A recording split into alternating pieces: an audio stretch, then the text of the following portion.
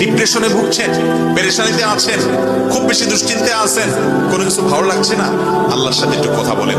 আল্লাহ, আপনি আমার সৃষ্টিকর্তা, আপনি আমার মালিক, আপনার কাছে আমার ফিরে যেতে হবে। আপনার কত অবাধ্য হয়েছি, কত নাফরমানি করেছি, কত সীমা লঙ্ঘন করেছি, কত নির্দেশ অমান্য করেছি, কত নিষেধ লঙ্ঘন করেছি। আল্লাহ, এগুলোর জন্য পাকড়াও করলে আমার কোনো উপায় থাকবে না। মালিক, এখনো নাকের ডগা নিঃশ্বাস আছে, এখনো ক্ষমা চাওয়ার সুযোগ আছে। আপনি ক্ষমা চাইলে ক্ষমা করে দেন। আমি তওবা করছি, আর কখনো নির্লজ্জ কাজ করব না, আপনার নাফরমানি করব না। আপনি আমার অমুক পাপটা মাফ করে দেন, তমুক পাপটা মাফ করে দেন, আমাকে পাপ থেকে বাঁচায় রাখেন। আল্লাহ, আপনি আমাকে হেফাজত করেন। আপনি হেফাজত না করলে আমি নিজে নিজে বাঁচতে পারবো না। মালিক, আপনি রহম করেন। আল্লাহর সাথে একটু কথা বলেন।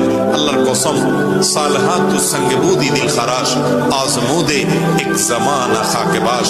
পাথর হয়ে বহুদিন ছিলেন ভাই, একটু আল্লাহর সাথে কথা বলেন, চোখের পানি ফেলেন, দোয়া করেন। বিশেষ করে ভোর রাতের দোয়া, ভোর রাতের দোয়া, এটা গুলি মিস হলে মিস পাই না।